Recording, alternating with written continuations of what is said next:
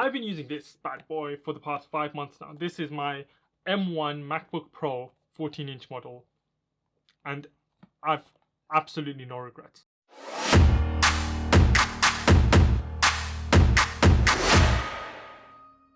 This is a fantastic laptop. It has been my daily driver. I do all of my content creation on it. It's basically my main device now. As far as laptops go, this is probably one of the best laptops that I've ever used, and it truly is made for pros. Like, the performance this thing gives is absolutely insane. So just to be clear, when I say this is my main device, I mean that this is my only device. I've gotten rid of all of my other devices that I've previously used for content creation. That includes my Galaxy Tab S8 Ultra. I've sold that. I've gotten rid of my old MacBook Air, my M1 MacBook Air. I've gotten rid of my Mac Mini, which was all here. So this is basically all I use for my content creation, and it goes everywhere with me, like literally everywhere. This lives in my bag unless I am using it, which is a lot of the time. So whether I'm watching videos, whether I'm browsing YouTube, whether I'm editing photos, videos, whatever else that I do, I use this for. So it's my main driver, it's my only laptop. So that being said, this is actually the M1 MacBook Pro with the M1 Pro chip that has a 10-core CPU and 16-core GPU and 16 gigabytes of RAM, 1 terabyte of storage. It's not the absolute maxed out version. It has the most maxed out processor, but it could have up to 32 gigabytes of RAM and up to 8 terabytes of storage. So those two are not maxed out. Apart from that, everything else is quite maxed out. So in terms of the performance this thing has, it's absolutely phenomenal. I have had absolutely zero issues. In terms of my editing, my scrubbing through the timeline, my rendering speed, it's fantastic. I can render out my average YouTube video, which is usually about anything between 8 to 12, 14 minutes long. I can render that out within about 7-8 minutes very easily, sometimes even faster depending on how much I've pumped into the video, how much extra transitions and animations and stuff I've got in there. I can pump that out really quickly, and I've had absolutely no issues with playback whilst I'm editing as well.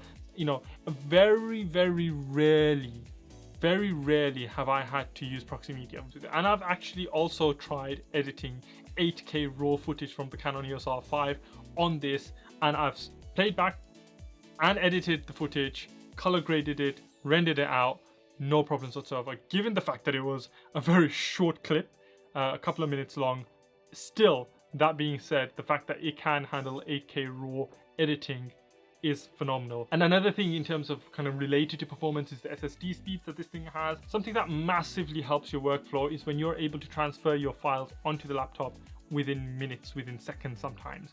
I've transferred 60 to 100 gig within a couple of minutes onto this thing, and it's absolutely insane. The SSD write speeds this thing has is amazing. I mean, I don't have the specs at hand to be able to tell you exactly how fast it is. I'll put it up on the screen here. You can take my word for it. Well, I hope you can take my word for it, that it's absolutely fantastic. It really makes a difference when you've got a laptop that can transfer your files from your SD cards or from your other kind of portable media onto it really fast, so that you can just kind of get along with it. You're not there sitting there for hours waiting for stuff to transfer over, especially when you're on the go and you need to really, you know, memory card's full or whatever, and you've only got the one memory card on you for whatever reason. You don't only carry one memory card on you, and you really need to transfer it over really quickly. It does it really fast. You're not there for hours, you know, waiting until it transfers over. You can get it done within a couple of minutes and then just get back to your work. The other thing that I want to say is that the screen on this thing is fantastic. The Liquid Retina XDR display that this thing has is above 4K, slightly above 4K in terms of resolution,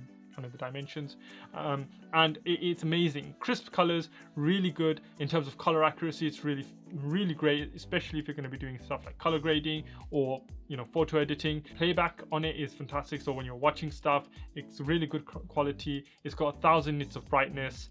In HDR mode, it's got 1600 nits of brightness, something like that. So it's bright enough that you can use it under most conditions. I've not had any problems. Actually, it's made my editing experience on the laptop itself much nicer. Basically, it's made the editing experience much nicer. That's how I want to put it. And of course, it's got the 120 Hz refresh rate. Actually, the adaptive ProMotion refresh rate. So, you know, it can refresh from anything from 10 FPS, 10 Hz up to 120 Hz, depending on what you're watching, what you're using it for. The display and the refresh rate all put together makes the viewing experience and editing experience really good on this. And the next thing is battery life. This thing has really good battery life. It's got very decent battery life. I've gotten up to an entire day's worth of battery out of it. I think I've gotten up to about 11 hours of battery out of it, but that was more when I was doing kind of really light stuff, watching stuff on it, and you know, not doing really heavy processor related stuff. With editing, you get a couple of hours of good hardcore editing session. You know, I've done good stretches of about 3-4 hours of editing before I've needed to go and put it on charge or something like that, because especially if you're editing, you know, high resolution footage, really heavy footage, then yes, it can put a bit of a strain on the battery. But in terms of day-to-day use, I've got an entire day's worth of use out of it. I've taken it out in the morning, brought it back at night, and it's still got a little bit of battery left in it, and I've used it majority of the day, especially, you know, when I'm out and about and I'm working on it constantly. Now next up is the accessibility and the ports. Absolutely fantastic. The fact that this thing now has 3 USB-C 3 ports, and it also has that 3.5mm jack, and the best part of it is it's got an SD card slot and a HDMI slot, which is absolutely amazing. I don't have to carry a spare dongle around. Actually, I do have to carry a spare dongle around with me, only for my CF Express cards. But for my SD cards, I don't have to carry that spare dongle around with me anymore. I can just slot it into here, and having a HDMI port is again very, very useful, because hooking it up to external displays makes it much easier. I don't need to buy, again, external dongles or additional accessories to do that anymore. The next best part about it is the MagSafe charger. I actually love using the MagSafe charger because it's just so nice and easy. It charges up really fast through it. Yes, the USB-C also charges the laptop, and it charges it pretty decently and fast. So if I'm ever in a position where I need to use the USB-C for charging, I do, but majority of the time I have my MagSafe cable with me, and having MagSafe is much better, and I think is also really safe, because every now and then I have nagged the cable while I've kind of gone around the table to kind of go get something, and it hasn't taken my laptop flying away with it, which USB-C, if it was connected by USB-C, would do. Much safer, better for the laptop overall, better safety, better for my heart, and because I'm not going to get a heart attack when it goes flying off the table. So yeah, having the MagSafe, having the ports, the HDMI cable, HDMI port, all of this is absolutely fantastic in terms of improving your workflow. Again, that's one of the biggest things I'm kind of focusing on in this review, is how this laptop is good for improving your workflow, your professional workflow, and why it's such a good kind of buy, why it's such a good laptop to buy, basically. Yeah, and the last thing I kind of want to talk about in terms of the positives is the keyboard. It has brought back Mac's more traditional keyboard. It's a bit more spaced out. I don't know the exact details about what they did with the keyboard, and to be very honest with you, I don't really care. This review isn't a technical review. It's more of a user experience review, and my experience as a user using this keyboard it's really good. It's fantastic. I've absolutely had no issues with it. I'm not the fastest typer in the world, but I can get pretty high typing speeds with this keyboard, and for some reason it's felt a lot nicer to type with than my MacBook Air did.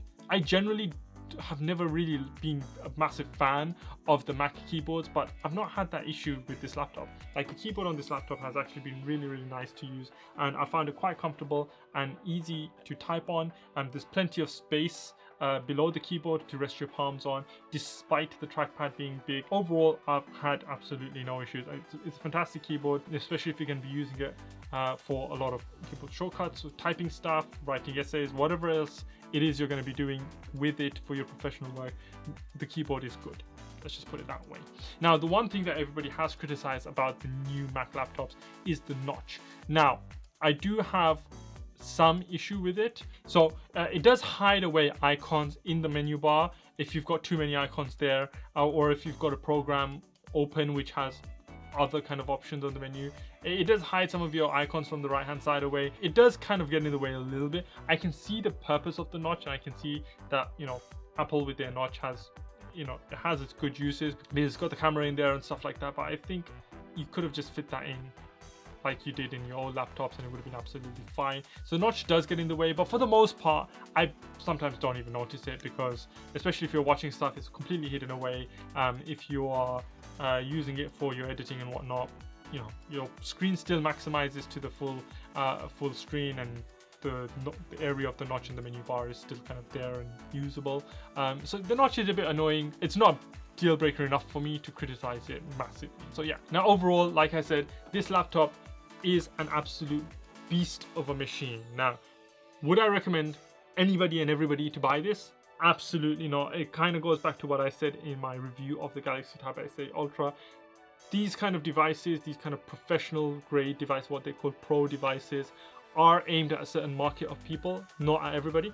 If you want it, if you really, really want it, you can get it. I'm not going to stop you. If you think that it's the right buy for you, then absolutely, by all means. But what I'm trying to get at is that these kind of machines, these kind of high performance machines, do have a niche market. People who are going to use it for the kind of things that they are made for. Things like professional grade content creation, filmmaking, music design, photo editing, video editing, whatever else it is that you want to use it as a professional. Those are the kind of people that should get this laptop. And if they do get this laptop, they are not going to be disappointed. It definitely does have the performance to be able to handle whatever you throw at it. And the maxed out versions of these laptops, so if you get the maxed out M1 Max version, if you can afford to get the maxed out M1 Max version of this laptop, then it's absolutely, it's a no-brainer. It's an absolute beast. One other thing I actually want to touch on is the overall size of this. I chose the 14-inch model over the 16-inch model because I felt like the 16-inch model would be a bit too big.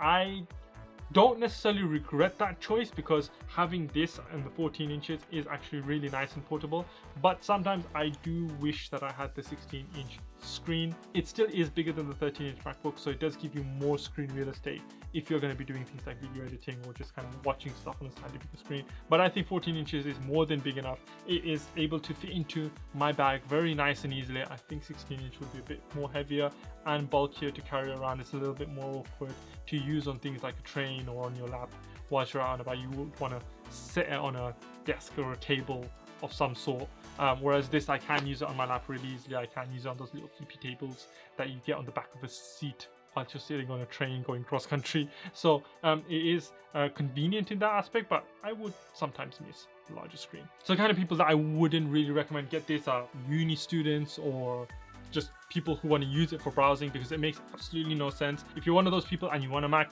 I would probably go and suggest you to get the base model of your M1 MacBook Air because it's much cheaper. It's less than £1,000. You can get one refurbished or used for even cheaper, and it's more than powerful enough to kind of handle all of your day-to-day stuff, from browsing, watching YouTube or watching videos on or Netflix.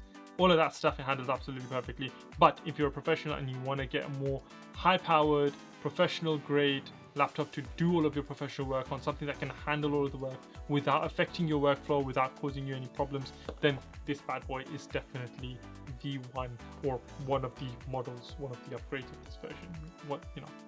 One of them, the MacBook Pro. It's a good laptop. M1 Pro, MacBook Pros, or the M1 Maxes, one of them. It's good. Basically, it's a good laptop. I do talk about this laptop in much more detail in my initial review video, so if you want to check that out, then make sure you hit the link on the screen right now. Until next time, guys, this is Kai24.